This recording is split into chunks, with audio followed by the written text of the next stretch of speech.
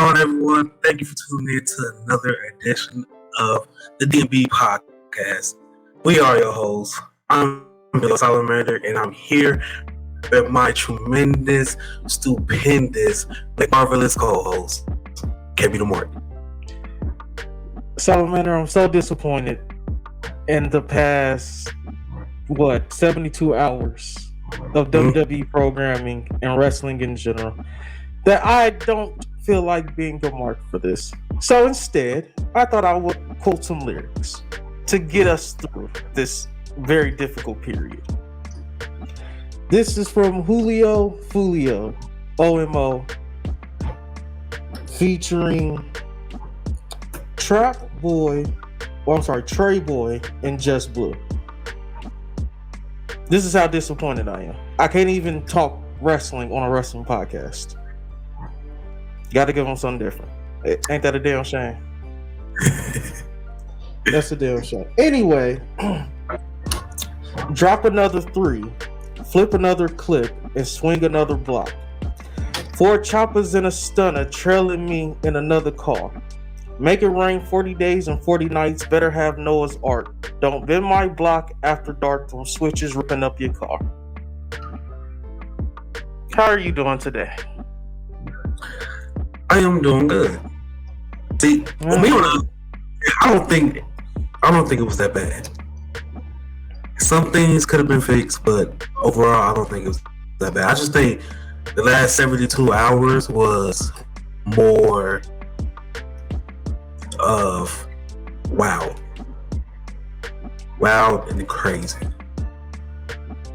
especially last night. No, there was nothing wow. No, you're right. It was a wow. It was a wow as in wow. Why the fuck did he do that?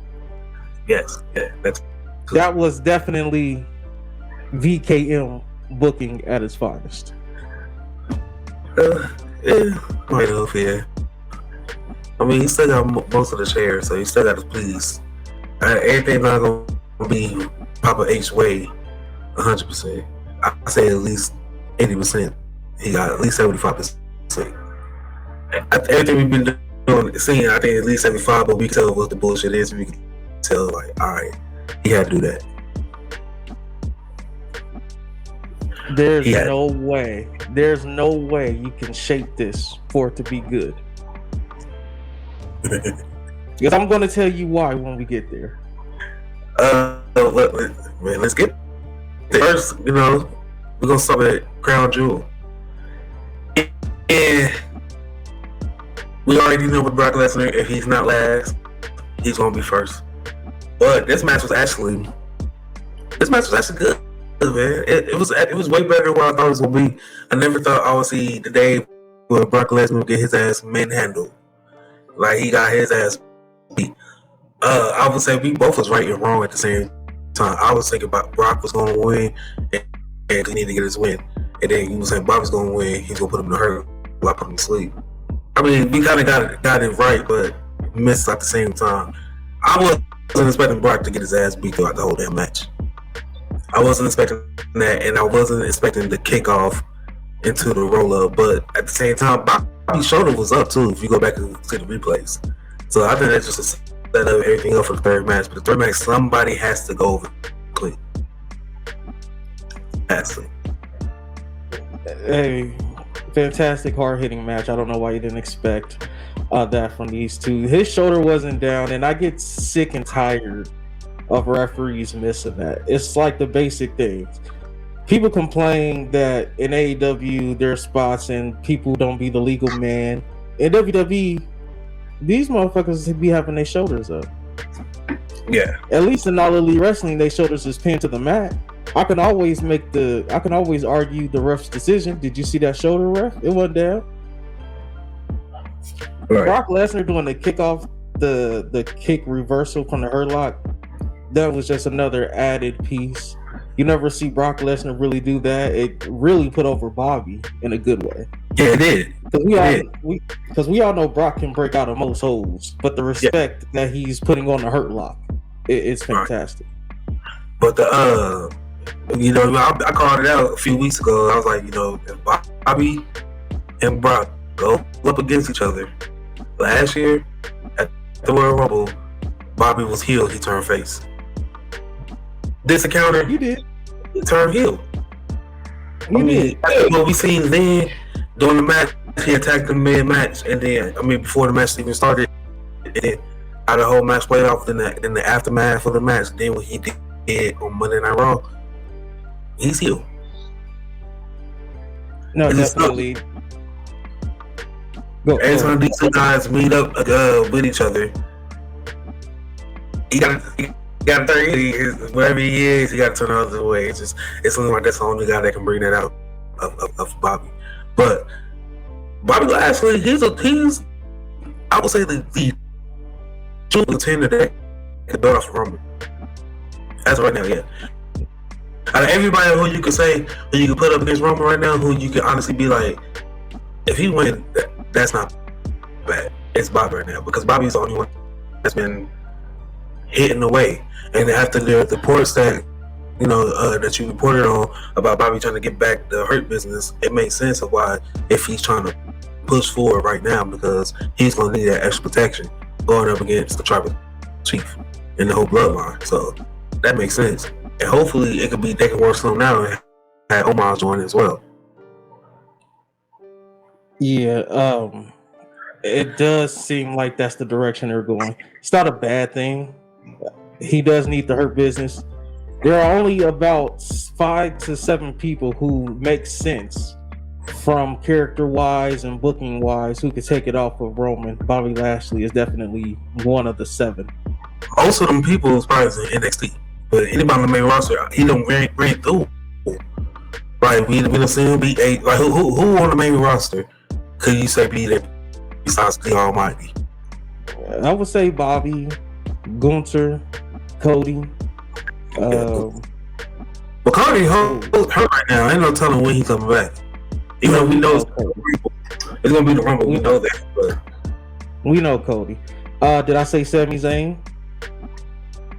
I don't know. Sami Zayn. Triple H loves Sami. Mm-hmm. Because I've been thinking there was a report going out that he has an idea. What if he's thinking Sami? Because if you think about it, the last time Sami touched singles gold, well, I won't even say that. When he touched NXT gold, it was immediately taken away by Kevin Owens. What if that's the same route Triple H is going? Because we've often said Triple H doesn't have to do much. He can tell the NXT stories just a different twist.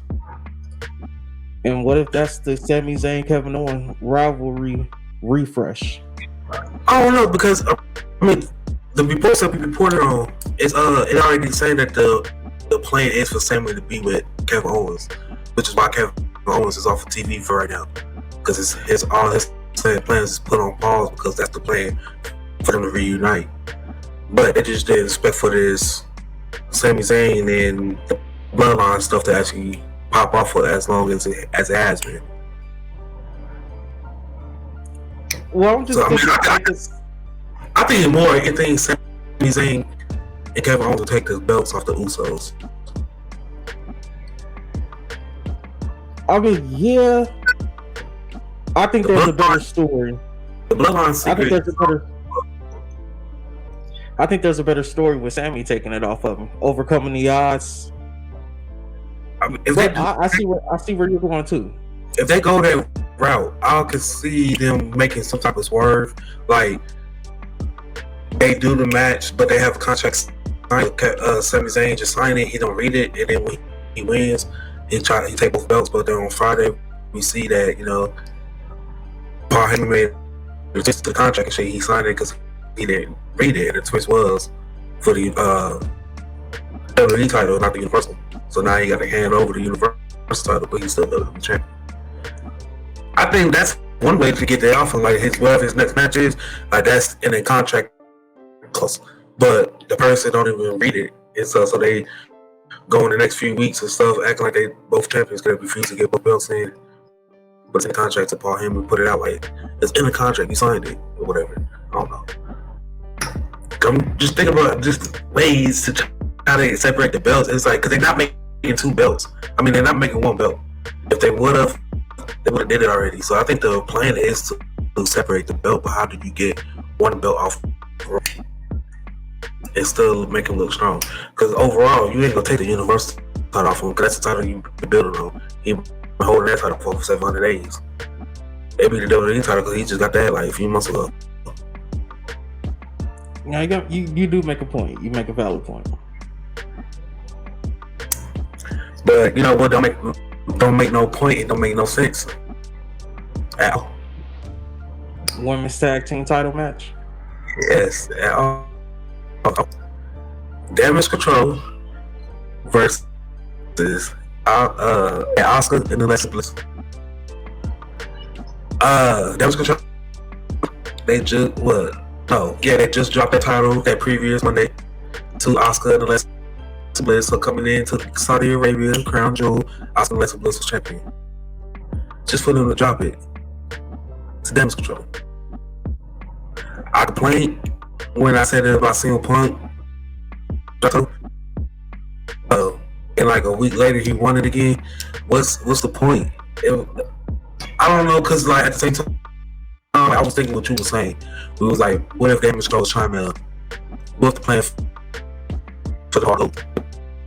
The way that the women's match played out, I'm like, what was the point? What was the point? Should have had him. I mean, if you was going for shock value, and that's the reason why you had Oscar and then win it, yeah. But if you wanted to go for a title change, I think that's the reason why, because they wanted to get Saudi Arabia a title change, so they had it happen on Raw, just have them give back to almost Saudi. But at the same time, what was the point?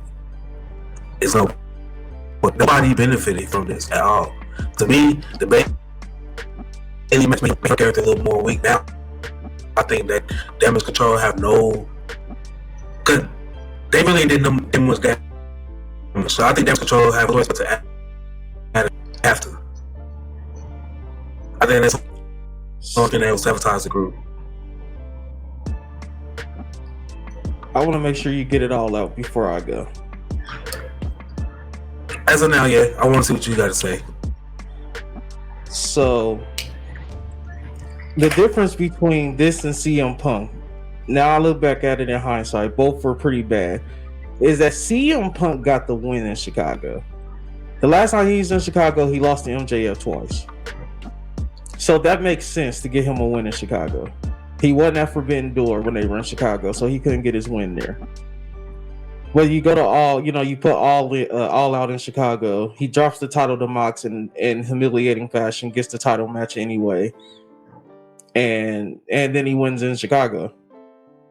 This, while you are correct, it is to give Saudi Arabia a title change. Let me make one thing clear. By no way, shape, or form should any country that you're visiting be involved in your booking. They should feel honored to have a show there. Yeah, they paid for it, but they should have no way, shape, or form any dictation into your booking.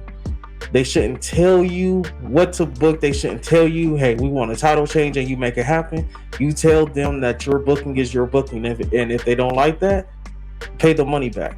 Nobody should be. First off, they're only on the WWE schedule twice a year. I think they moved it 3 times now. So why do they have a hand in your booking? Earlier this year, right? I think so. Yeah. But see, that's my point. Next sometime. Yeah. That's my point, though, Salamander. That's like going to Indianapolis and the mayor of Indianapolis is saying, "I want a title change at this show." Not really, because Indianapolis, I mean, tickets, but like Saudi Arabia, they gave them some money to come down there for 10 years. So that's why cool. Some of the superstars, they like going down there to do that shit because they know this like the biggest money I make. Solomon, I'm not arguing with that. I'm not arguing that. I'm arguing, why do they have a hand in the booking? If you pay that much money, yes, I want to see this. I want legends to come back, and I will like a title change. It ain't gotta happen every time. I would like to see one every now and then. Yeah, especially because you've been for 10 years and I got a couple billion, some shit like that. What did they pay for? They paid for a show. So what do they get? They get a show. That doesn't mean they get to pick and choose. You get what we give, and if we gonna put a title change on, we gonna put a title change on. I don't know. I'm a strong believer. If you somebody else home, you respect their wishes. Respect their wishes. I agree with you. It's a show. It's a show, but they're not home. So you want a title change? They're never home. What is the bro? They're never home. They visit Connecticut what? Twice a year? Nah, home of WWE. New York. Is where? New York. That's the home of WWE for real. That's hard. I thought it was Connecticut because that's where the headquarters is. Headquarters is at, but the heart of WWE is in New York. And they paid for a show. They get a show. They don't tell me how to book my show. I'm sorry. Just like you said, we're in their house. You don't go into somebody else's house and tell them how to make their food. Don't ask me how to make this. Don't put your hands in it. Hey, what I'm going to deliver is what I'm going to deliver, and you're going to be okay with it. You're getting top stars. You're getting great matches, and let's be honest, the Saudi shows have come leaps and bounds from what they were year one. Now they better now. I said like the last 3. It's like they good, and the crowd is getting way better too. They get more involved and stuff too. That's what I'm saying. So it's not like you're getting year one shows. If they were getting year one shows, I could understand why they want hands in the booking. But you remember what happened year one? Year one? Where they barely made it home? It was going to get held hostage. Yeah, so you ain't gonna make them in the bands. That's what, you might end up in a situation like that. And then, but you can tell how outdated it was too, because they requested like Yokozuna and all that stuff. It was treated like a big house show, like Super Showdown, how that was, and then they just been rolling with the Crown Jewel name and everything. But the last 3 shows, it was good. Elimination Chamber, this past one was good, and then the one before that was good. The last Crown Jewel was good. The one was the Fiend. Yes. That one and the Elimination Chamber and this one has been like the good shows over there. Yeah, that's what I'm saying. They've been giving great shows as of late, so they shouldn't have their hand in the booking. But that's beside the point. The match itself was okay, but like you said, with how that ending looked to that women's title match, which by the way wasn't clean. Mm-hmm. That's another thing I hate about WWE and last man standing matches. If you're gonna book your babyface to win, book them strong. They don't have to cheat. They don't have to be creative. They can just literally beat the shit out of the heel. Right. I don't like the ending though. I just like because what made me confused, but I'm gonna dive deeper into this when we get to talking about Monday Night Raw. But I don't like how Nikki Cross got involved, because it's like a couple weeks ago, the same team jumping in for he was attacked. I feel like her character, like she unstable, was like make it make sense. Now you're right. Well, we all know it was just a setup to get her on the team. Yes, but the next match we got the steel cage match. We got Drew McIntyre versus Karrion Kross. This match was cool. I don't think anybody came out of it. Drew McIntyre, he was reportedly sick, and he's been hella sick at least. So, and the aftermath of the match, in an interview, he was just saying that he's done with Kross. So I printed that feud there at least. Drew McIntyre, he should stay home for a little bit to get together, because I don't know how you can get fooled. Man, this match, it ticked all the boxes until you got to the end. What a stupid ending. And I'm sitting here thinking, if that's the ending you're going to go with, that's fine. Just go with a draw. don't make it look like McIntyre escaped. That's another thing. When has Drew McIntyre ever been the type to escape? Like, I get it. I get it. A long time ago, you said that's the babyface thing. No, that's the heel thing to do. Is to escape. Yeah. So why isn't he trying to beat the shit out of Karrion Kross and get a pin? Because they want to keep both guys looking strong without either one of them taking a clean dropping.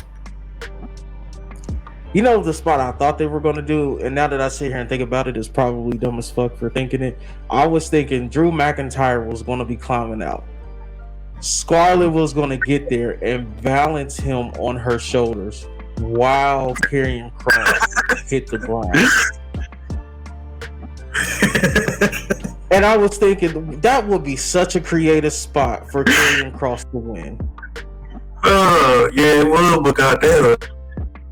Once we said that's what make it hilarious. I'm oh my God. You want to keep them both looking strong. Drew McIntyre being a babyface doesn't want to hurt Karrion Kross's husband. Karrion Kross being a heel was like, Karrion Kross's wife. I'm sorry, I said that backwards. Karrion Kross's wife. He doesn't want to hurt her, so he doesn't do anything to hurt her while Karrion Kross is crawling out the cage. So many ways we could have done this, but we went with that. And then they both said, you know what really pissed me off? It was the pepper spray. And I said it too. I said, okay, there go the pepper spray or the mace. I'm thinking he better not get back up and stop him from escaping the cage. What does he do? Magically wipes his eyes out and stops Karrion Kross from escaping. I mean, that was the perfect time to end it right there. Perfect time. All he had to do was walk out. And it wouldn't have made McIntyre look weak. It was a... He didn't even sell it for the rest of the match. No, he didn't. At all. I ain't never seen nobody recover from pepper spray that fast. He become fast as hell. He shook that shit off. That's what I said. I'm sitting here looking at it though, like, why? Why even do that spot? That cost him the match last time. Right. And I don't know. He probably went to the same shit twice. He did not do the spot. But then I feel like if you afraid to do it twice, shit. I mean, y'all just same motherfuckers that gave us Roman and Brock 5 times in a row with the same ending. Y'all just switched the exact same ending. Just last 2 times I switched the outcome, but other than that, it was the same ending. Same shit. Same shit. But after this, we had the OC versus the Judgment Day, and as of right now, shit, I guess Carl Anderson for the title. But at the same time, Michael Cole was dropping a lot of New Japan references. Shit, he named New Japan, he name dropped them, he name dropped the Bullet Club and shit. So I'm like, maybe what I said on the last podcast is maybe in the works. Like they may be secretly working with each other. I doubt it. New Japan is in bed with AEW at the moment. I mean, shit, New Japan. Just because they work with AEW don't mean they can't work with WWE too. AEW stars and WWE people, they gotta intertwine. What if New Japan is the bridge? It might be. AEW and WWE working together. It might be, because every wrestler want to wrestle for Japan. They want to go out there. So I'm like, hey, we can send a couple stars out there. You send a couple stars out back down here. We do what we do for a couple months and then see what works. I think it's going to have to be something like that before they even trust, bringing the title on their TV or vice versa. I wouldn't want to bring a title on WWE television. They can't get the fucking name right. Yeah, I do think it would be sweet if he just, since he ain't got a match right now, but he just coming out with the title, the never upperweight title. I think that'd be dope. They don't want it on their television show. If that's the case, they'll let him walk out with it. You know how many times on AEW television I've seen a new title? I'm like, oh, what title is that? And there's Excalibur breaking down the title, where it's from. Oh, okay. I like it a lot. That's unique. But the thing that's funny with Michael Cole, like he took a little moment where Ripley like somebody need to kick her ass. That's funny. But overall for this match, man, it was cool. I think the right people won. Fantastic ending, though. Yeah. The right people won, though, because Judgment Day is the Judgment Day. Yeah, I don't think this is a match. Looking back on it, I don't think this is a match that Judgment Day needed to lose, especially for what they were setting up.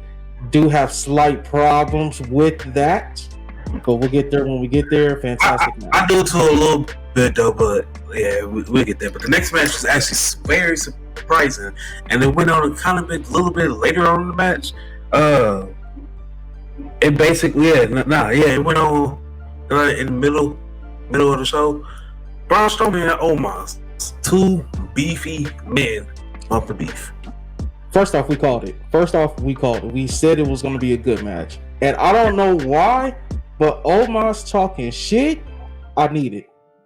Yeah. Put a mic on him every match and just let him talk. That's the Omos we need.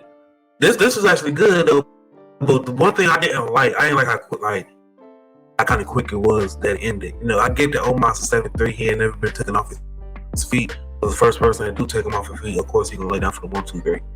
But it's like, come on, we could have did something better. I didn't want Omos to take if that's kind of like the way they building towards him. I didn't want him to take that loss like that. I think they could have did something out of it back in the day. It'd be something very simple as what Big John Studd and Andre the Giant did. It could just be a body slam match. Like they could be talking as much shit. The whole beef I get from this is Braun Strowman think he's a monster among man. Omos is like, no, you ain't, because like, look at me, you ain't the monster for nobody. And that's the whole reason why they was beefing. So I think that should be the premise of the match is say whoever can take who off their feet. If Omos body slam not Bray Wyatt, but Braun Strowman, it's a wrap. If Omos body slam Braun Strowman, it's a wrap. I think I said that twice, but that's a wrap. Like it's that. I think that should have been it. It's just because it was like, all right, push, all right, punch, whatever, bump. You do your the train thing. It didn't work. I'm big. Throw you in the ring. Boom. You go for the splash. I'll move. Pick you up my shoulder. Throw you down. 1, 2, 3. I didn't like the end. I think if it was like with that premise of with that in line, once you body slam is over, like if it would have ended that way, just without the pin, it would have been. I think it would have been like damn near 5 stars. I would say like 4.5. But it's just the pin and that kind of like. Now I'm like, I feel like Omos got weak because of that. So I don't see a problem with what you're saying. I'll just raise you this. Mm-hmm. You know, like I know, if he had kicked out, that match would have went downhill. It did what it needed to do. Omos looks strong. Braun Strowman doesn't look. He looks strong because he got the slam off, but in the confines of the match, he got his ass beat. I think Braun looked more stronger than Omos. You think so? I think this was the best Omos has looked. Yeah, I mean he looked good, but I was like over the outcome of the match. I think Braun looked way better because Braun is the monster among men. Omos was saying, you know, basically doing shit. Omos lost. To me, Braun, no matter if he was getting beat throughout the match, Braun came in because he still lived by the name. Shit, you thought I was the monster among men? I could pick up the win. I'm still the monster among men. You didn't put me down. I put you down. That's how I see it. I'm like, Omos, he don't. To me, the outcome of it, I think Omos is coming out on the weekend. Okay, no, and I see why you say that. I'm gonna argue the exact opposite. Omos beat his ass. It wasn't meant for Omos to win. It was meant to get the spectacle of Braun Strowman taking Omos off his feet. Now, is there a better way to have gotten there? Absolutely. But for what we got, it was more of a star-making performance for Omos than a win for Strowman. We all knew going in, we were just waiting on Strowman to take him off his feet. But even like how I described how the match needed to go, Omos needed to dominate 99% of this and needed to look good doing it. Mm-hmm. And he Exactly. absolutely did look good doing it. Yeah, I agree with you, but I'm gonna have to still stand on what I said. Man, I think he did, but I think he's just coming off on the losing. Yeah. If we had to pick our winners and losers, like our winners and losers segments and matches of the night, I would say Omar is on the loser side. Not that he lost the match, the outcome of him taking fall, the visual pin, and the build. At the end of the day, Braun Strowman still remains the Muscle Among Men. He laid you down. You say he would. Just like for a while, I didn't take Drew McIntyre serious. He had to kind of rebuild himself after that Ballas feud because it's like, now if you talking shit, I'm not gonna take you. You're not gonna take that shit, and you got choked the fuck out. That was it. So it's like it'd be kind of different if hit the spear 1, 2, 3, but you got choked out. You gotta do some character. You come back. That's why I kind of think on this whole thing. Yeah, who looking to come back from this? Fight more jobbers. Fight 10 people now instead of 5. Make sure there's nothing else you can really do. If you would have came out with the win, I could say you could continue to push forward. But what can you push at this point with Omos? After this match, there's one thing that you can do. Ooh, there's one. That was the one match everybody wanted to see Omos have in WWE. We've seen that. Now what? I'm about to tell you. Get him off of the main roster. Sitting down in NXT. Let him take yes it will. Let him send the MVP with him. Let him dominate the NXT title for about 8 months. Build up Von Wagner to be the monster heel that they want him to be, and he can take it off. He can take it off Omos. Oh no, because then it don't look capable because you was on Raw, you was on the main roster, and then you had to go down to. You had to take a step back to dominate that shit. Then if you come on the main roster, you don't do the same shit. Then it's gonna be like, what's the point? It allows, you make a valid point, but it allows him to add more to his repertoire without being in the main eyes of the main roster. Yeah. Following this, we got the Undisputed Tag Team Championships on the line. We got the Usos versus the Brawling Brutes, and I'm not gonna lie, it was a couple close calls, especially with Reg Holland had hit the white noise and shit. I thought it was cool, but they had a tremendous, I said tremendous 2D. I like how they kind of went from like they finishers was the double splash, then it went from the double super kick, and then now they adapted the 3D. What they call the 1D, I should say, not the 2D. But they adapted the 3D, and now they call it the 1D. I like the aspect of that, but I would like to see something original too at the same time. Especially from the Usos, because especially when we get into Monday Night Raw, I would like to see them. The 1D is cool. I would like to see them bust it out every now and then, but for them to have a tag finish, I like to see something original from the Usos, at least. The splash, but they got that arsenal already, so it's like I don't want to see that. I don't want to see the double super kick. I hit that all the time. The 1D, fine, but we see, Bubba Ray and them do it all the time. I want to see something original. Or should just say, fuck it, bring back the if you gonna dig and get a Legends tag finisher, I would say dig deep and shit, like fucking hit the motherfucking the Legion of Doom's finishers or the Harlem Weeks finisher and shit, like dig deep in that shit if you gonna be using a one. But I just feel like that's too recent to come like shit. Like it's when I seen it happen, I was like when I seen them first hit it, I was like, bro, that's a move I seen. I just can't put a name on it. Then it hit me. I was like, that's a 3D. I'm like, I don't know. I just want to see something. That's something there, but at the same time, I do think it was hilarious that they fucking shirt was at his ankles the whole damn match and shit. That was funny. But that That was a huge ass 1D that they hit, basically from the top rope. I think that's one of the best ones that they hit so far. 5.5. 5.5 off the near falls alone. A lot of near falls. Excellent tag team match here. It just goes to show you what tag team wrestling can be about when it's given time and is given performers who actually care and a booker who's going to be behind them. It's amazing that VKM never got behind tag team wrestling because you get shit like this. Tag team wrestling, you can honestly build a promotion with nothing but tag team wrestling, but you can't have a promotion without tag team wrestling. That's crazy, ain't it? That is true. Yeah. You can build a whole promotion around tag team wrestling, but you can't have a promotion without tag team wrestling. It wouldn't make sense. It just adds a different flavor to the to the show itself, especially when you get people who can do it right.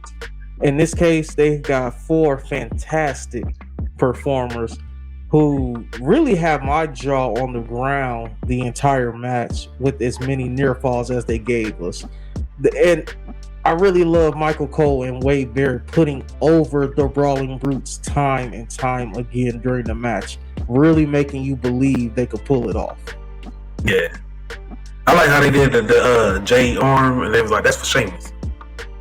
Like, I like that. I like when they could, like, let's be honest, under VKM, it would not, they wouldn't relive that. I like the callbacks and certain shit that happens. Because it makes sense. Like, they didn't forget that. Like, even though we lost, we just want revenge. That's why I kind of took it as a broader group. Like, they would love to take the titles off you, but shit, they just want revenge for Sheamus. Yeah, it was just more about beating you up. Yeah.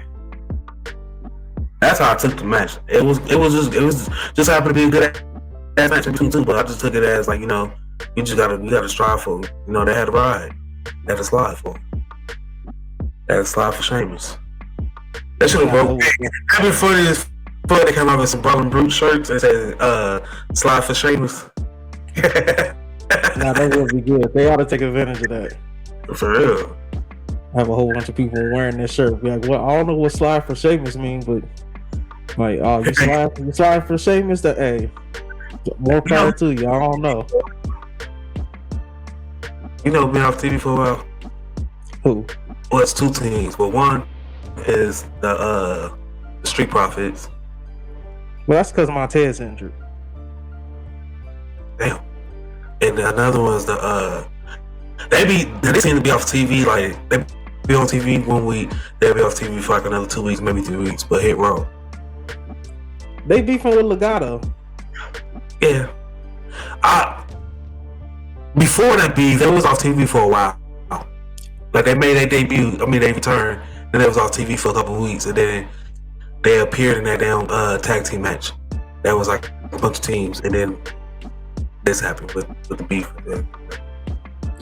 Salamander, they're overrated. Yeah, they're missing their top star. They're not Hit Row is not Hit Row like without. But at the same time, I think if you take B5 out of there, they lost. Oh yeah, well we know they need it's keeping it together right now. Well, Swerve's come back or whatever, and end up the group again. Yes, they're unstoppable. Swerve's not coming back. He's having too much fun. He just had Rick Ross with him.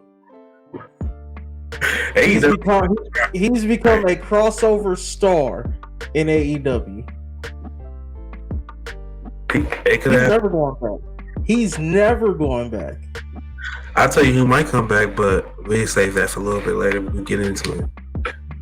But we got the co-main event. We got the Raw Women's Championship match on the line. In the last women's standing match, we got Bianca Belair versus Bayley.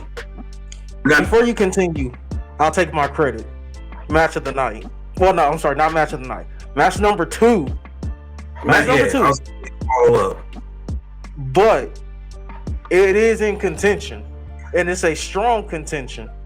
I will tell you what make it not be in contention. Wow, the finish? Yes, it's a fuck finish. It's a fuck finish. I like the finish with the trap and the ladder. I like that because well, the way to keep you down. I like that because I thought she was going. I think Bailey would have did when she trapped her in the box. I think Bailey should have got on top of the box and like laid down on me or some shit. And then Bianca could have bust out like she did and send Bailey flying. I think that would have been cool. That would have showed like how strong Bianca is too. Because for real, Bianca right now, she ain't her motherfucker John Cena 07, 06, 07 mode right now. Like she's that of division. That's not a clean finish for a face. That was a clean finish. That match with John Cena and Umaga was not clean either. He had choked him with the ropes and all that shit. Like, but she basically she gotta do shit. That's he was on. She on the same shit. Then I think the thing that really take that will make it not be match of the night is the go-kart shit. She had Bailey on the fucking go-kart. No, because she had Bailey on the roof and then she was speeding fast. I'm like, oh shit. Then she starts slowing down. I'm like, you missed a whole opportunity. You should have kept speeding and then like press the brakes and send Bailey flying, and then you could continue doing what you did everything after that. That's what was the point in applying the go-kart if you wasn't gonna have nobody get slammed on top of it, or you wasn't gonna do that maneuver? What was the point of bringing the go-kart in? Because there's a high chance for error. There's a high chance for error with that. Wrestler safety, Salamander. Wrestler safety. They're already in a last woman standing match. They brought the go-kart in. Bianca, for one, I think she turned around too soon because you was sitting there like, all right, move out the way. For one, she turned around too soon, so they kind of fucked up the first spot. The second spot was Bailey and Bianca on top. Nothing really happened. They got down. Bianca got in, drove down to the ring, and then got her off, and then they went inside the ring. What's the point in playing the go-kart if you're not going to utilize the go-kart? That's what I'm saying. Like, wrestling safety, yes, what's the last woman standing match too, so you got to go all out. Just because they women don't mean they can't go all out, because if they was men, they would have did that spot with the men. If they just because they women don't mean they can't do that. They can't do. When people thought women can't believe, but we see that on AEW. They can do it. What was the point of applying it if he wasn't gonna apply? Salamander, listen to what you said. Salamander, listen to what you said. We didn't believe women can blade, but look at AEW. As the AEW mark, they have to do that. WWE doesn't have to do that because their women's division is well known. They don't have to do risky stunts like that. I think, yes, Bianca Belair turned around too soon on the go-kart spot, yes. But I also understand that sometimes humans do get that deer in headlights look where they just don't know what to do. They don't know. The whole body freezes up, the brain goes stupid. Brain fart. So I believe that can happen. So that's fine. That's fine. But the go-kart spot that you were thinking of, and don't get me wrong, I was thinking the same thing too, and I was kind of hoping for that. But so much can go wrong off that. And we just got Bailey back. We don't need to be doing that again. We don't need to be losing her for 12 to 16 months over one spot. All right, KB. I'm saying, like, if you take the spot of them driving down to the ring, you just put that first spot in of them driving and then Bianca jump out the way. I'm just saying, if you're not going to utilize it, because they didn't even have to do that. They didn't top and then drive off and then have her flying off the top. They didn't have to do that either. But if you're going to bring the go-kart in, I expect the go-kart to be utilized in some type of way other than putting on top and I'm taking you to the ring. I just think they could have got on top of it how they was. Could have hit her with the KOD on top or hit her with a power bomb on top of it, some shit, make the roof cave in, and then have send her falling down to the bottom of the go-kart. Something like if you're gonna imply it, I believe it should be utilized. As I bring it out of the table, you never use it. Like, what's the point? You say that watching WWE with as many times as they taken somebody out to the announcer's table, took everything off only for it to not be used. That's an announcer table. I'm talking about you dig under the ring, set the table up, and you not use it, what's the point? Okay. Yeah. I see what you mean. Honestly, I thought they would have used the go-kart more along the lines of Bailey was driving down, Bianca's in the passenger seat, and they're just hitting each other while that go-kart That was would have turning. been stupid. Just why you driving still. That would have been stupid. I mean, I would have rather got what we got. They probably rehearsed that too. Was like, nah, that looks stupid. Let's just do this instead. I mean, it gave us for the second last woman standing match. It was way better than the first. I think it exceeded all expectations. The first one we got way more weapons. Well, yeah, that was Charlotte and Becky right before Becky turned. It was way more action packed, more weapons involved. This one was just on the base. I'll tell you this: it was well received on Twitter. Yeah. So I stand by my point. The only problem I have is the part that you like, is the fuck finish of Bianca Belair trapping Bayley under this ladder. And I hate, what did I tell you? I don't want my heels to be right. Because Dakota Kai came out on Monday Night Raw, and we're going to get there. Came out on Monday Night Raw and said, you have yet to beat Bayley, but she's pinned you twice. I mean, it just means I got your number. Does it mean that title should have changed hands on two separate occasions? We let one slide, you got a way out, you chose not to take it. Yeah, and then we go so when Bayley's team wins War Games, she better not get another title shot. Yeah, she is. But I feel like this. I feel like there's nothing wrong with a babyface escaping with the win. Because just because you're a babyface on me, she cheated. They cheat every now and then. Like I said, that is a fuck finish. Like I was saying with the John Cena thing. Ain't that kind of cheating too? It's a last man standing match, but you took the ropes, you choked him with the ropes. Batista, I quit match. He said I quit. You still FU him through the stadium, through the stuff, the stage. Baby faces do heal stuff sometimes too. Like just because I'm a big face, I mean I ain't trying to come off this title. Like I'm gonna have to do what I have to do. I ain't gonna go that far, but I'm gonna use it to my advantage as much as I can. First off, but just doing the ladder and pushing the ladder so that way I don't think that's really cheating. That's Salamander, you're right. But listen to this. This is Bianca Belair, the EST. She shouldn't have to cheat. You booked her to be the purest babyface champion since maybe John Cena. She cheated. That's not cheating. That is a fuck finish. That is a fuck finish. No, it's not. That is a fuck finish. That is. In a last woman standing match. That's a fuck finish. Put you in the ladder. Push the ladder underneath the rope. Because it's blocking the ladder from pushing up for you to escape. That's ring awareness. It is, but that's a fuck finish. FUCKFINISH. Fuck finish. At its highest. I do not know. I don't know either. Because, like I said, Dakota Kai came out and said what she said, and she was absolutely correct. But that's true. That's what I'm saying. Like the last women's standing match was way better because more action based all that. This one was story driven. So that's the story that Bayley has her number. So it's gonna be a moment in time where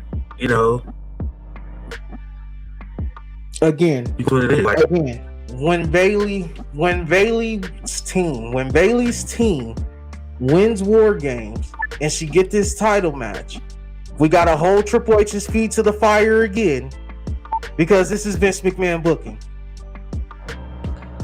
I mean, the overall story, they want to put the title on Bayley. We can get that, but they don't want to destroy Bianca at the same time. By what? Making her 07 Super Cena? That ain't helping her. It worked for Cena. Salamander, I told you she was reaching Charlotte levels. The kids love Bianca. That's all that matters. I love Bianca, but she's reaching Super Cena Charlotte levels here. You know how many matches in Charlotte's? You know how many matches in Charlotte's reigns me and you have talked about off cameras, and we said she should have lost that one.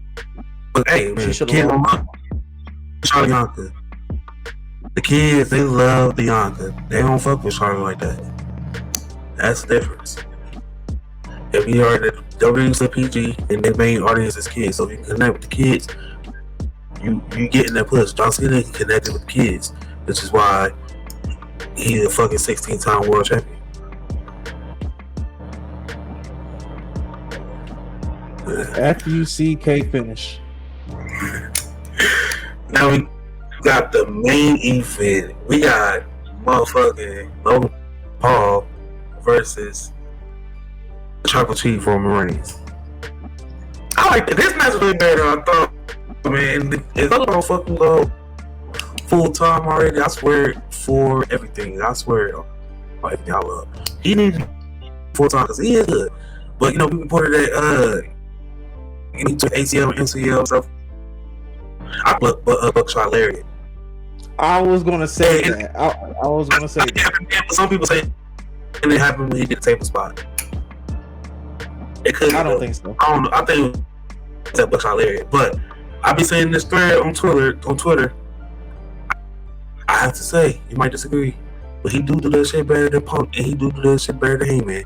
Heyman, that is a lie. It's a it may be one, or he did it to Roman. Roman was just in the right spot, at the right time. And he probably sold it good, but I don't like how the compilation that they had of Heyman. He took a step, like he did it, and it took a step, and I feel like the step took away from the momentum. I like the way Logan Paul was. Like I said, maybe it was Roman was being in the right spot at the right time, selling it. But when he did it, it was like once he came off the flip clothesline, it wasn't like everything was a one. It was all momentum. Everything. I think, man, it's like he did it one time, like the confirmation. He did it like twice like that, but he didn't have to take a step. But I don't know if it's the people in AEW that's just too far back or not. But I think that kind of take away from it. That he do the flip, and then it's like a step, then the clothesline. I just think they take away from the momentum. So here's my thing. He doesn't do it better than Hangman.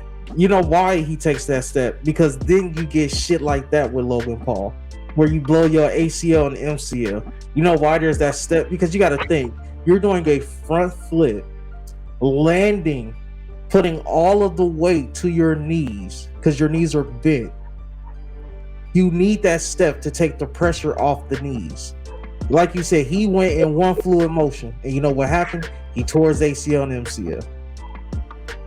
I don't know. I don't know. That was about midway. Because he had gotten dominated. He got dominated for a nice little portion. He was just slowly making his comeback when he did it. I will say, as the AEW mark, it definitely looked better than Punk's, and it looked fantastic when I saw it. But you know what? I'm not surprised. I'm not surprised. He watches the product. Yeah, he watches the product. Why else nobody is gonna go into wrestling and say, I'm gonna do a front flip into the ring and then do a clothesline after it. Now you gotta watch AEW to know that. He watches the product, and it's okay. He looked good doing it. But now he knows. Stop it. But now he knows that you can't go all in one fluid motion. Remember, he was training with the Heartbreak Kid. He was training with the Heartbreak Kid. That's the talking about. I feel you. And Derrick Rose used to be very dominant until he tore his ACL. Now he couldn't stop on a dime.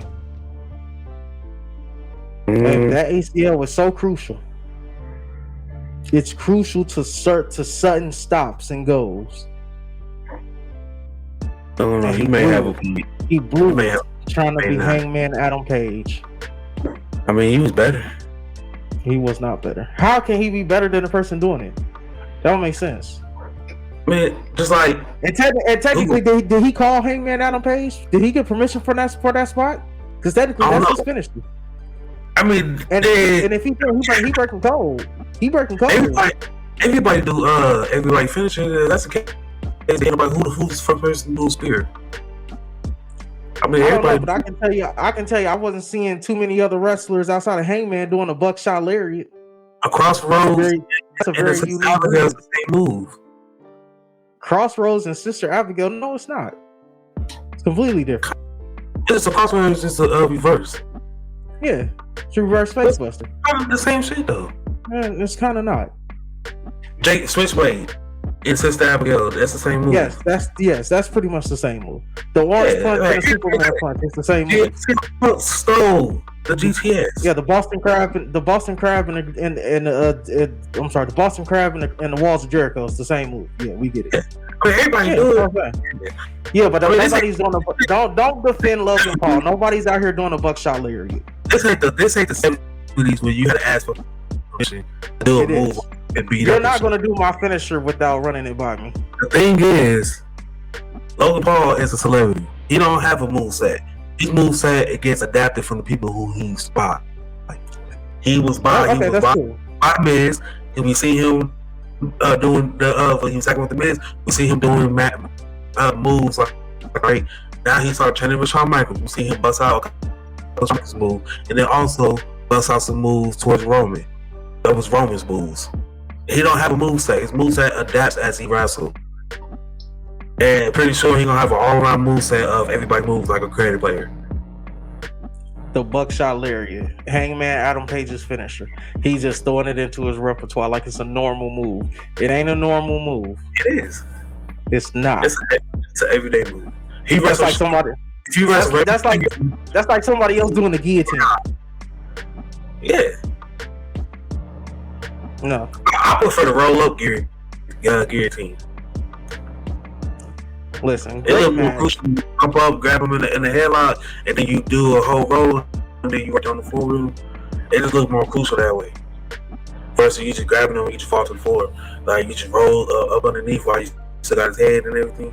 It looks more crucial that way because like he trapped for real. And anybody that's how you do all that rolling up, so they take a deep breath, and then they ain't got no breath, they can't breathe.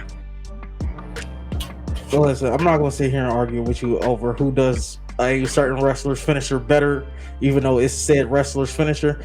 All I will say is this. I said on the last podcast it was going to be a career-making performance for Logan Paul. Absolutely was. They're setting up a Solo Sikoa versus Jake Paul match. That's probably going to be at next year's WrestleMania. I was going to say that Solo Sikoa, he's the cheat code for them because I like how, basically Jake Paul, he got this persona, basically he's the knockout king. Basically, everybody who fucking knocked out. So he's the problem child. I like how when he came down, knocked out both of the Usos, and then it was like, all right, who gonna help Roman now? And then Solo came out, and then I like how they had like that since that's what everybody came was like, no, because it's like he's the boxer, right? And it's the street fighter. That's that's his character. He was fighting on the island in the streets on the islands of Samoa. No, he was not. Where was he at? He was somewhere, but not there, because they don't live there. Man, that's why they was booking him. That's the story they told, which me and you both agreed is BS because kayfabe is dead. I don't like how I don't know, because their family do go from Hawaii, Samoa, the island of Samoa, they kind of everywhere. It just depends on what side you either in Hawaii or you the Fatu. So it depends on what side you follow. Kayfabe is dead. He been in the U.S. wasn't he just in MLW? Was that him? Or that was the other one? I saw another one that looked just like him. Is it how many brothers is there? They like big like the Wayne's family, bro. I think it's 4. That might. I had to look. We'll get back to it on the next podcast. We'll clear that up. We'll figure out where Solo Sikoa came from. Can't fool with Rikishi. We know that. It is. It is. It's like 5 of them. It's Jimmy J, it's Joseph, and it's Jeremiah. I don't know who Jeremiah is, but Joseph is solo. It might be this. It might be this one. He look just like them too. He look more like solo though. Bro, anything else you want to say about this premium live event? Hey, it was an 8 out of 10. You want 8? I give it 7. 7.5. 7.5. Wow.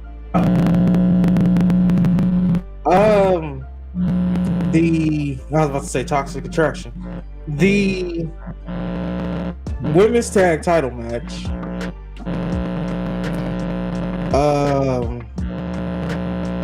The fuck finish. I'm going to continue to preach this. The fuck finish. And the ending to Drew McIntyre and Karrion Kross. 7.5. So, what's your match of the night? As great of a performance as Logan Paul put up, I kind of was a little bit teed off that they were actually making it very competitive. So I'm going to give it to the last woman standing match because it shouldn't have been competitive. It honestly should have been over in 5 minutes. My match of the night, I was going to say Bobby and Brock. Then I was going to say Braun and Omos to the end of it. Then I was going to say the tag match until I seen fucking Logan Paul from the rings. That was a good ass match. But before we go to the next segment on this NYU family stuff, I just want to touch on this one last thing. To clarify, I don't know if the person that was in MLW was still Sakura. It probably was, but then he got under name. One of them, the rest name Sefe Fatu was the one that's in MLW, but it's another one that's in MLW. That's a cousin to Roman and the Usos. His name Jacob. I think that's what they should be. Who knows? I mean, you might as well, because I feel like this. I think this after wrong, but I was like, I really feel like the OC and the Judgment Day should link up with each other, and that'd be like the WWE version of the Bullet Club. It would be just like WWE. But it would be just like WWE to get the Bullet Club 14 years too late. I mean, we got some of the members, so why not? We acknowledge it and shit like that. But you ain't got to call it the Bullet Club. I just think they should link up. You got the original, you got fucking the original members, and then you got one of the replacements, and then everybody else would be just associated. And if you want to be technical and way down, Mysterio is associated with the Bullet Club, so it's kind of a rub between people's careers and shit too at the same time. But then I was thinking, like, we already had stable, like 4 or 5 people. I think that's what they need something that's bigger than 4 or 5 people. Like, I had an NWO, like if that shit was combined together and shit like that. Like, I think they need something big. I think that's when they and the OC they can start.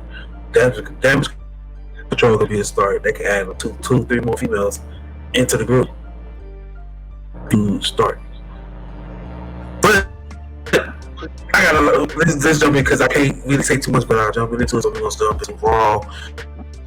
What was fucking wild and crazy to me. But it started off with a promising, well detailed.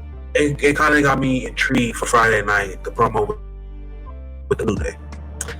Hold on. Before you start, first off, Triple H never booked this town again. Yeah, that was quiet as hell. What sound was that in? It was Philly? No, it was like Wilkes-Barre. Never booked that town. He made references to Philly. It must be in Pennsylvania. Yeah, they were in Pennsylvania. Never booked this town again. You can continue. That was quiet doing the shit that they don't need to be quiet about. The shit kind of made me feel like, damn, they falling off and shit. I was like, nah, I don't know, maybe just passing.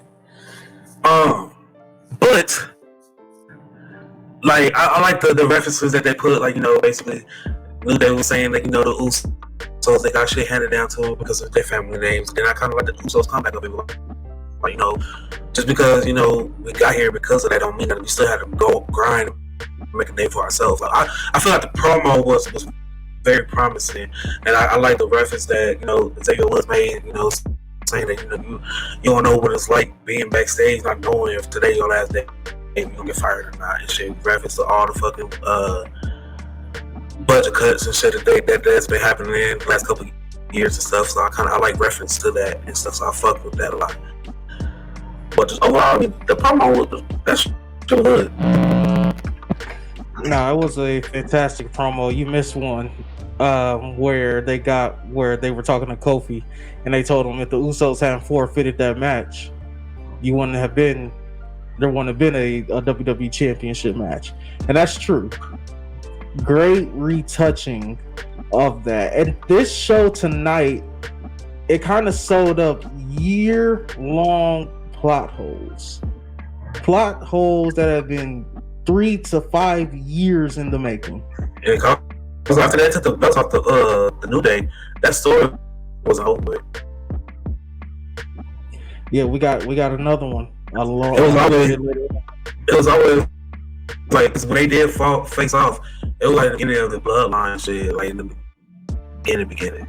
But it was kind of still like indecisive of being heels and shit, because like that's kind of what, like, the Usos, that was kind of, I mean, to me, they've been healed for a while. Like, even before the bloodline, they've been healed for ever since they was coming out with the black and white and shit. Like, they've been heels for a little minute. I think ever since they took the face paint off and they started, like, they wearing the chains and shit, they've been heels.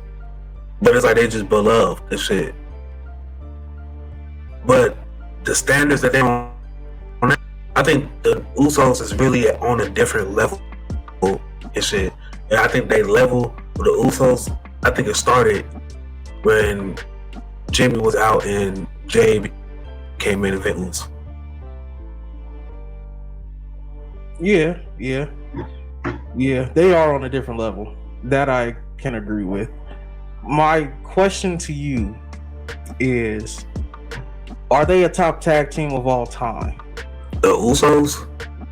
The Usos. And if they are they top 5 or top 10? Of WWE? Or just period? Period.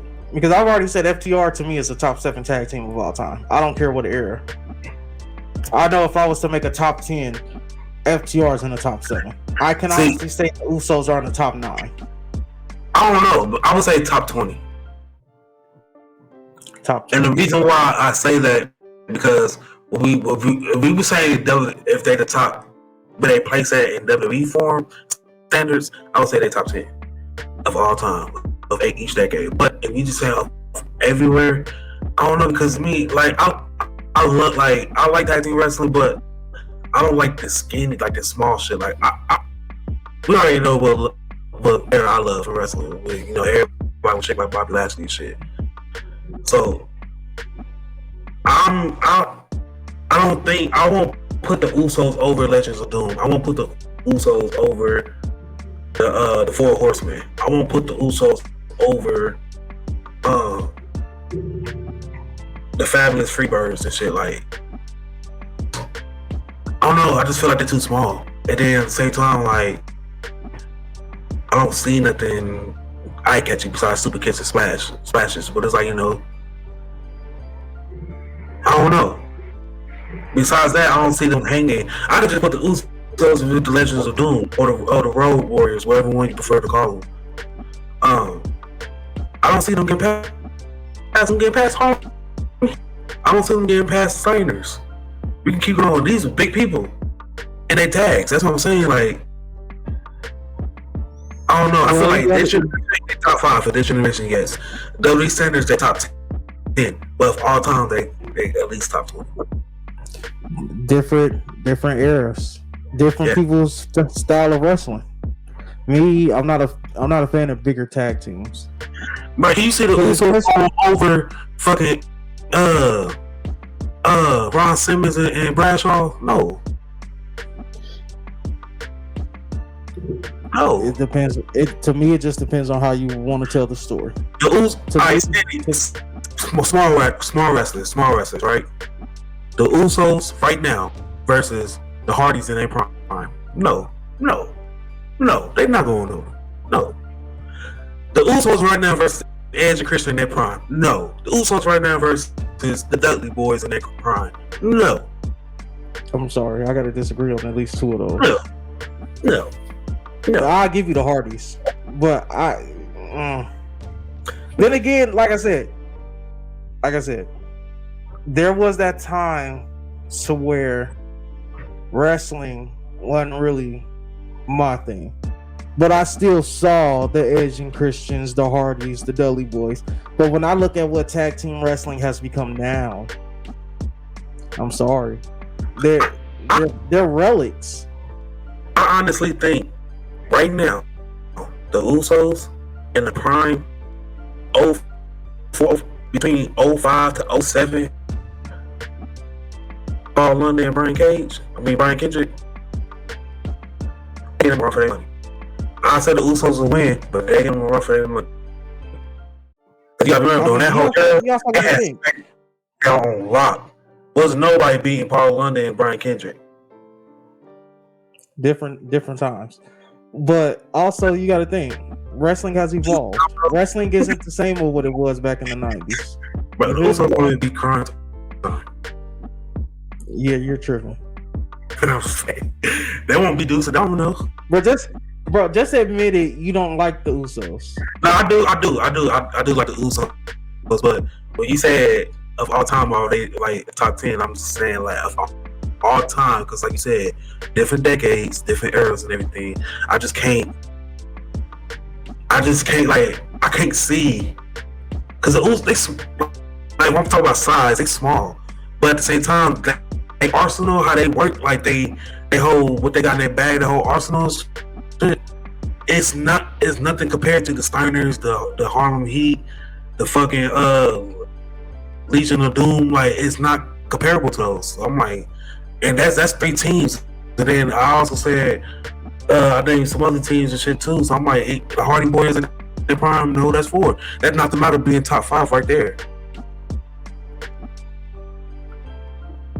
I would say they probably be like damn near top 20, borderline damn near top 10. Like, if they're not top 10, they number 11 of all time.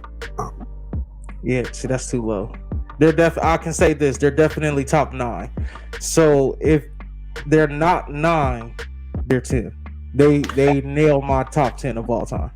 That's a hard one, KB. I'm sorry. I've just seen too much.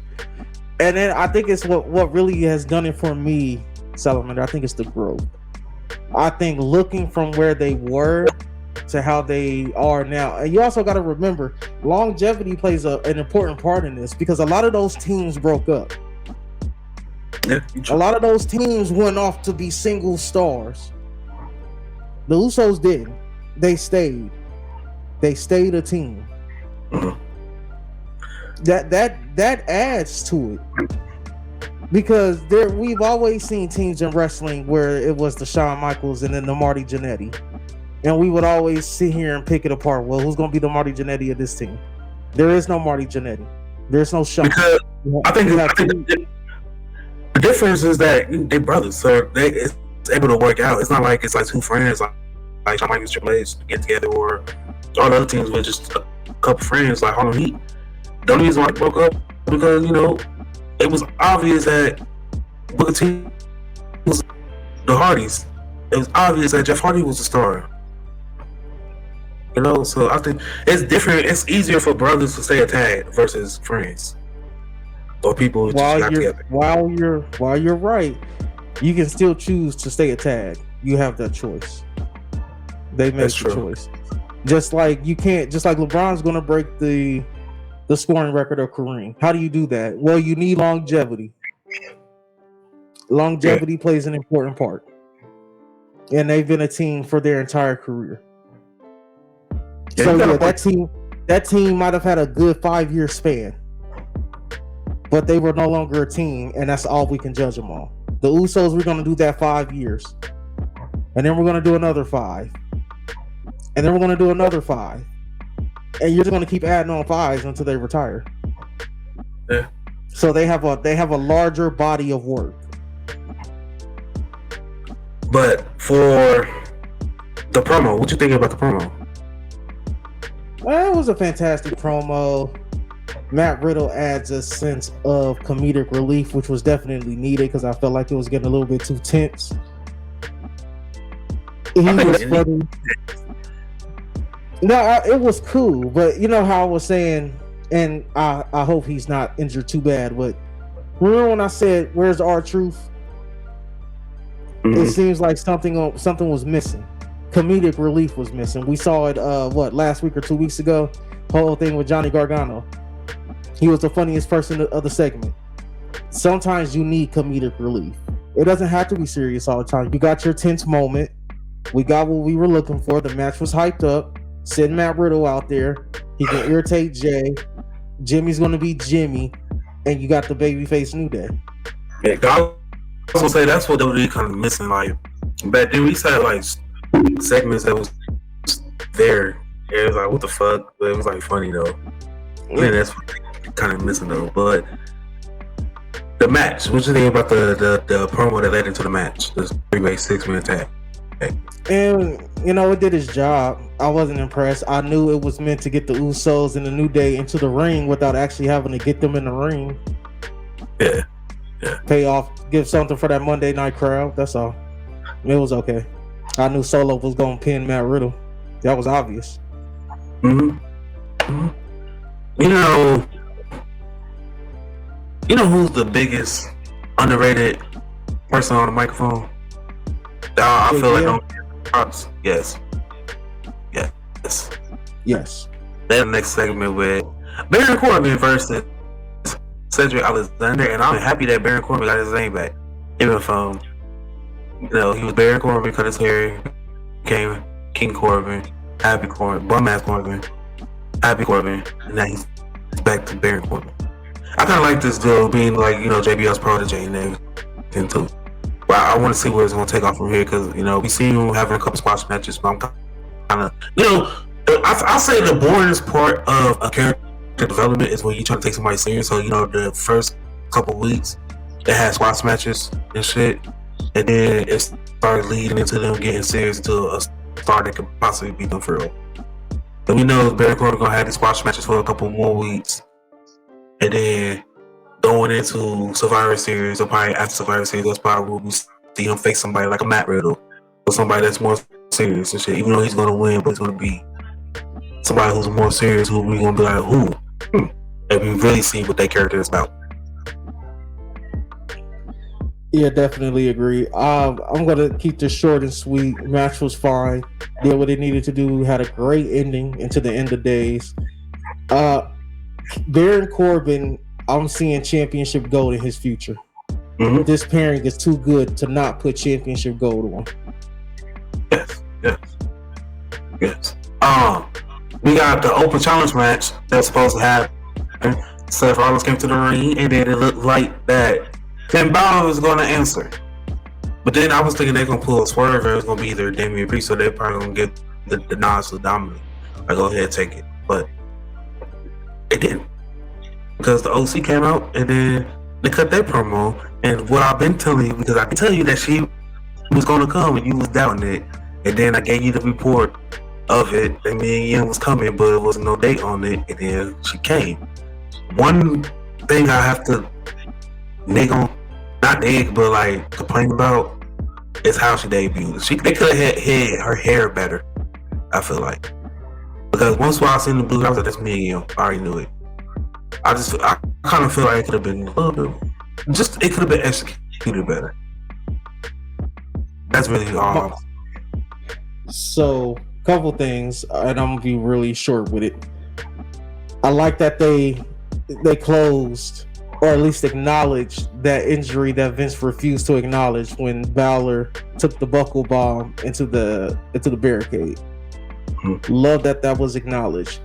The debut, absolutely fantastic. The promo work afterwards when they were backstage, absolutely fantastic. Like you, I have a slight problem. My slight problem with this, and it's when I say it's slight, it's very, very, very slight. It's a return. Why couldn't you have hit her music, but she still came from the same spot? I mean, it's a surprise aspect because if that was the case, she wouldn't have a hood on. Because I think it was more of a surprise aspect. Who was Mr. To the point, it's like, damn, they need a female in the group. So it's like, who is this person? But you can do that same thing. You don't have to play the Titantron video with her name. You can keep that blank. You can just play the music. But what was the point of playing music if you're not gonna have to go full out with the Titantron and everything? Because you were still gonna do the sneak attack. Mia Yim wasn't on the main roster that long. She played Retribution member. She played a Retribution member for what, a month? It could have been something like he said something like basically we got a female to basically even the odds with her, and then pointed towards the ramp. So now everybody focused there. I'm saying I think it worked without the music. I think the music would have been distracting. It would have been a point. Well, yeah, that's the point. It would have been like a double fake out. But I see what you're saying. If you're not gonna play it, but me and you popping up, ain't no point in playing the music. But it could have been a thing where they like focus there, and then now you got Rhea on the outside getting rowdy, like, "What's up? Bring her on." And then we hearing her talking shit, right? And then but everybody focuses with Judgment Day focus that way, the OC focus that way, the crowd focus that way. But we hearing her through the camera or through the TV that bring her on, and then we hear a scuffle, and then after. And then it takes a while. Then once the camera hit back, I have the crowd going wild and all this. So the camera comes back. Rhea's on the floor. This hooded figure is standing above her. Take a hood off. It's me and you. So, I think they could.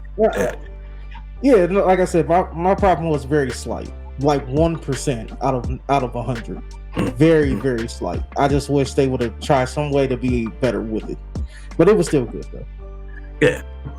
Now the thing I really don't give a fuck about is Alliance versus Omos. Not Omos, but Otis. I really don't care about it. Yeah, no, you can skip over it. You can definitely skip over it. There was nothing that happened in this match. Yeah, it's just filler. And then next we got Benjamin versus Austin Theory. Same thing, filler. We got the Miz versus Johnny Gargano. At first, I wasn't like with that. The crowd never go to the city again.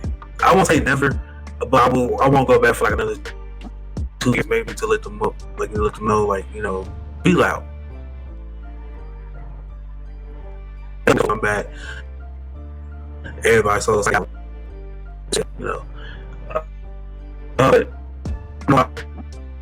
it paid off. Not the match, but the promo paid off. But the crowd being so quiet made this kind of boring. The whole tape and shit like that, and showing that the Miz basically set this something just for it to backfire on Miz and shit. Like, it was cool. Like, overall, that is cool. But the crowd made it like it just made if you wasn't into this, it was the crowd. Here's what I'll say. This whole thing has been stupid. With that being said, it's been great for a multitude of reasons. Me, overall, I think the whole thing is stupid. He was paying somebody to attack him, but then it got too hot because police were getting involved and everything else. That part of it's stupid. Johnny Gargano's part has been fantastic. This has been the most character development that I've seen from The Miz since he went off on Daniel Bryan during Talking Smack. Right. This is the most character development I've seen from The Miz since that time. Other than that, it was stupid. The match was fine. Did his job. Yeah. Then we got Dana Brooke versus Nikki Cross. The 24/7 title has been missing off of TV for so long. The 24/7 titles online. I guess anytime, anywhere, stipulations done for now.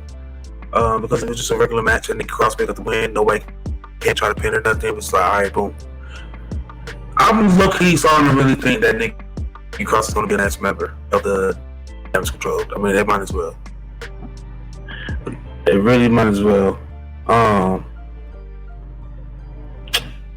That's really all I say. That's really the shit. They might as well. And then the whole segment with Bianca coming out and they getting beat up and shit, and Bianca announced some war games and shit. But because, alright, so it's Nikki Cross and Damage Control. They need one more person on their side. Bianca Belair, Asuka, Alexa Bliss. They need two more people on their side. I'm thinking, alright, it's either gonna be a call up for Bayley's side from NXT, and is that dumb 5 is going to be Damage Control. Like after War Games, this is the new Damage Control. 5 is Nikki Cross, Io Sky, Dakota Kai, Bayley, and whoever. Whether if it's Tegan Knox, she making a return, or it's a call up. I'm thinking it's going to be that. Just be on the safe side, I said it's the last spot might be Rhea Ripley, just because it's a heel. On Bianca's side, you can say it can be Candice LeRae, and it can be Mia Yim, just to even out for Rhea Ripley if that's the case. But I'm really gonna go off on a whim, and I'm gonna say on Bianca's side, the last two is gonna be Sasha and Naomi. Yeah, that's what I was thinking. It makes sense. It's the only thing that will make sense. She already been spotted training in the ring, so she coming back. Yeah, it's the only thing that makes sense. This whole Nikki Cross thing. How much disrespect do you have to Mr. Trash Can? And that's all I'm gonna say.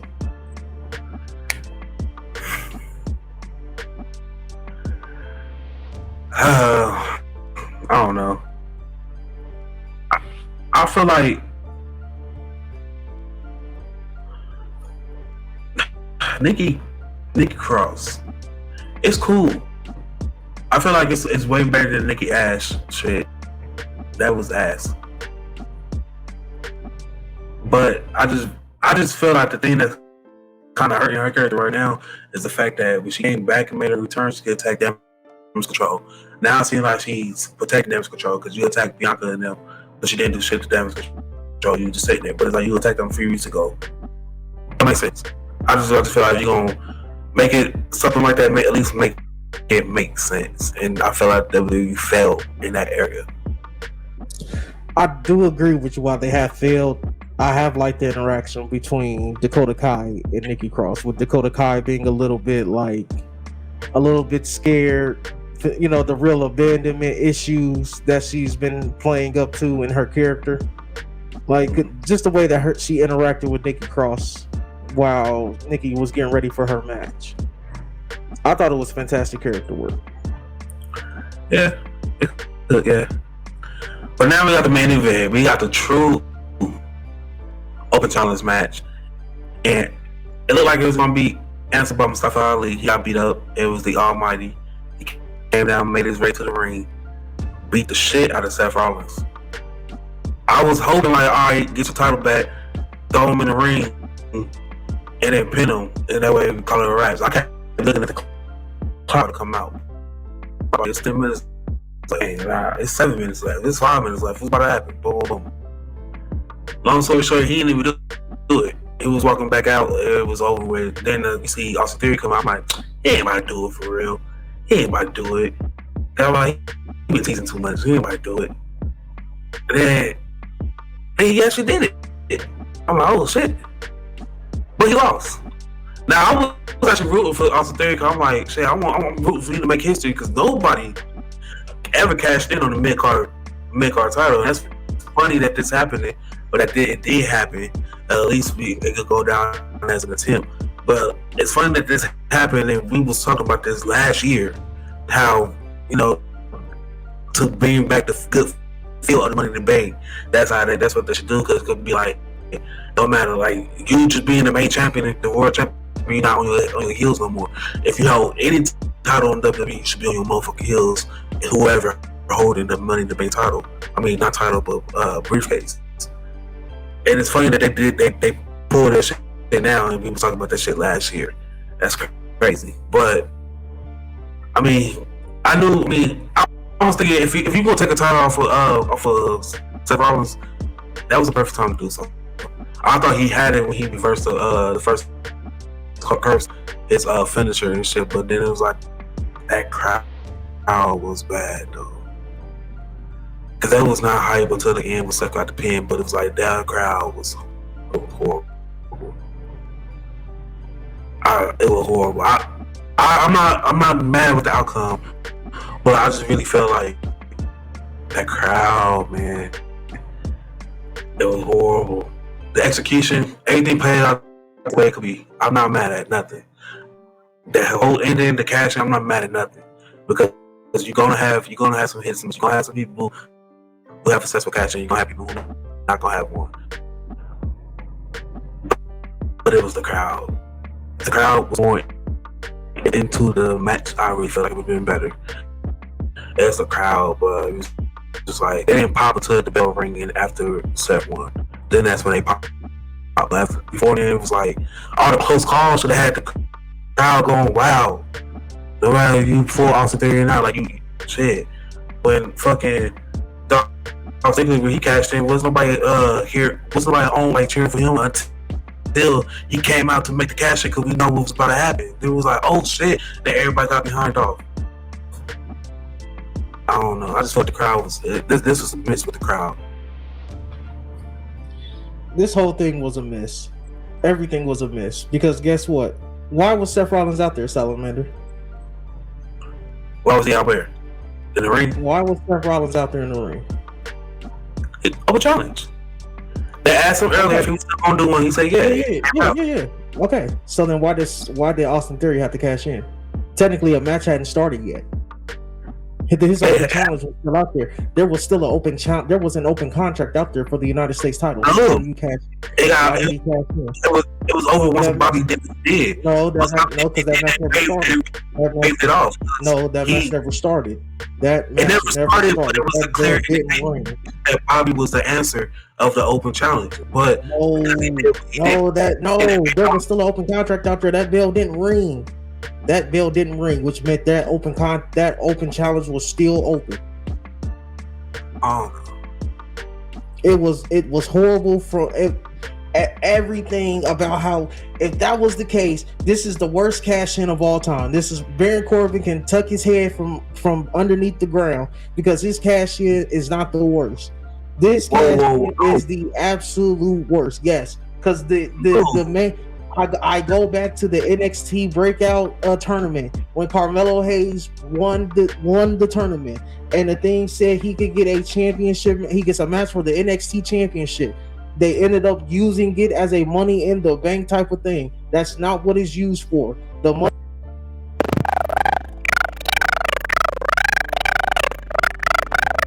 Whoa.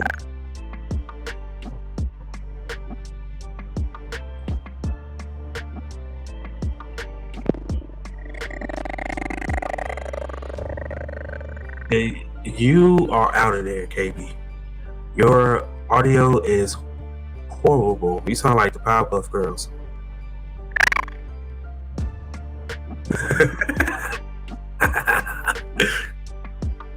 None of this shit out too. This shit funny.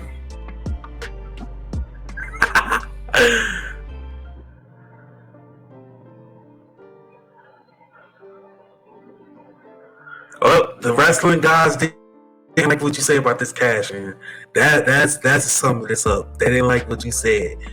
The worst cash in was one, I would say, Baron Corbin, and another one was fucking Braun Strowman.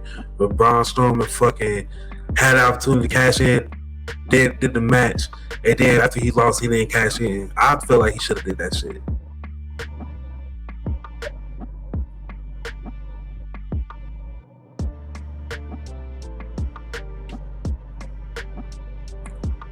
You gotta unmute your mic.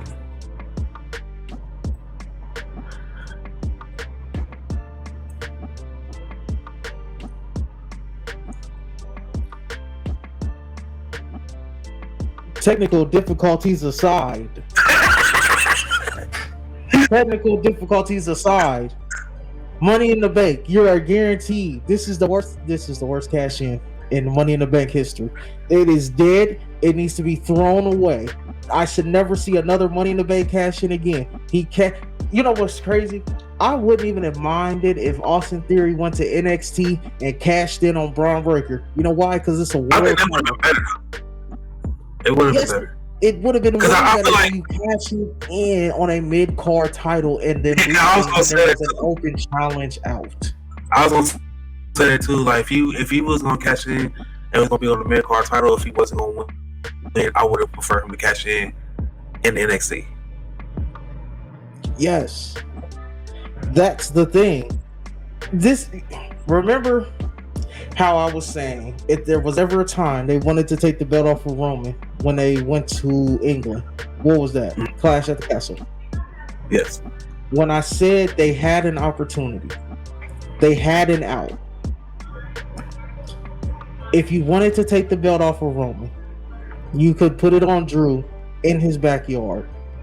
It would get cheered. Yeah, the people in the States probably wouldn't like it, but guess what? You're not over there. So you won't get that backlash until you come back. And which that's fine. Then you just ride around it from there. You had an out. He could have cashed in on Braun Breaker.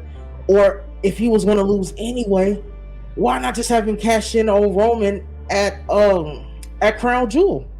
And then just have him lose. Why not do that? You went through all of this when Seth Rollins still issued an open challenge, and I get what you're saying.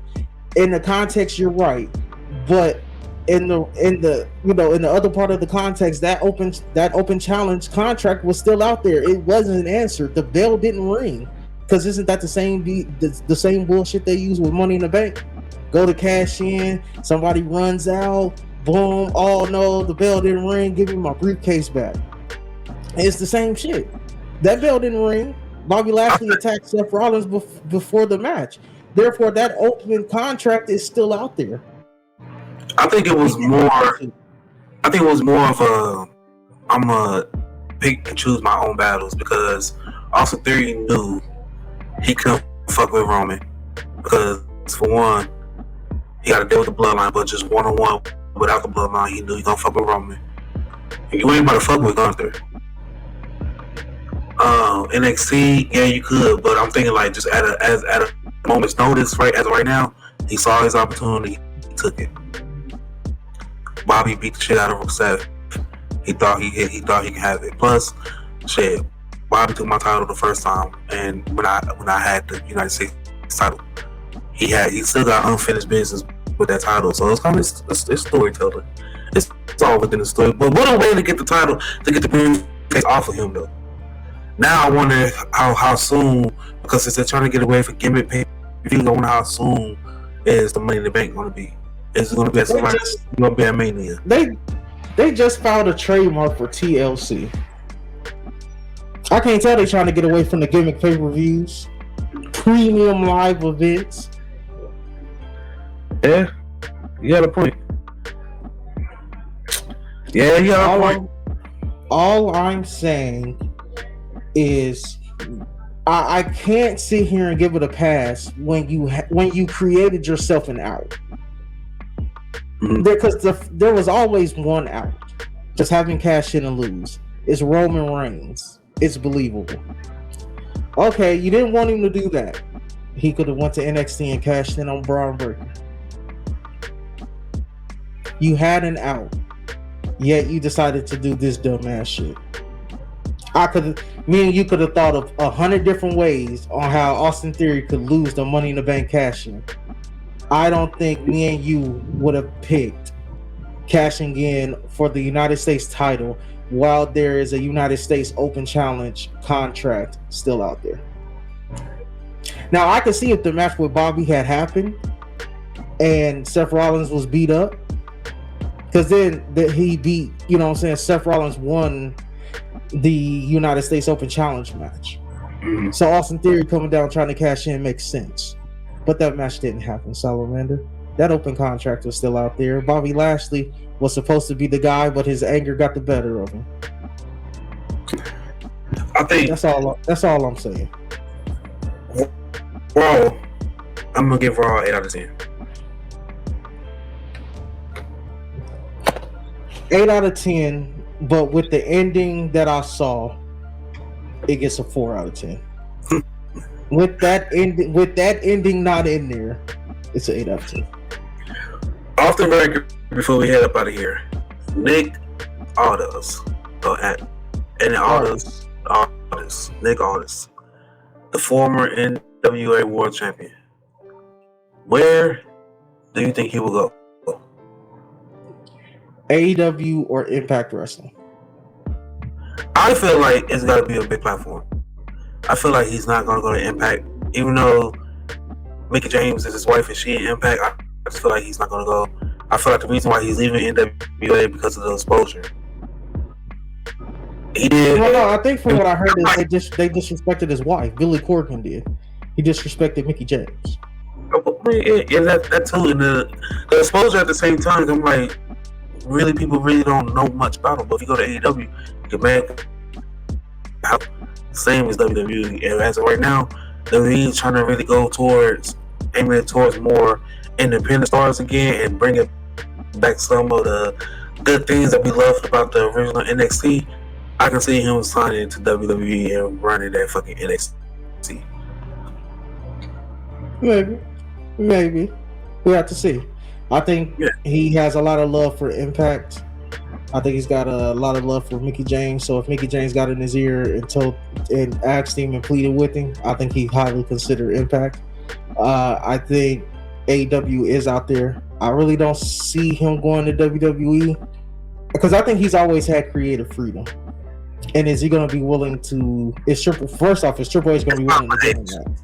It's Papa H. In NXT, he is really. If Shawn Michaels gonna give him that, I have to see it. I would say AEW and Impact are my top two.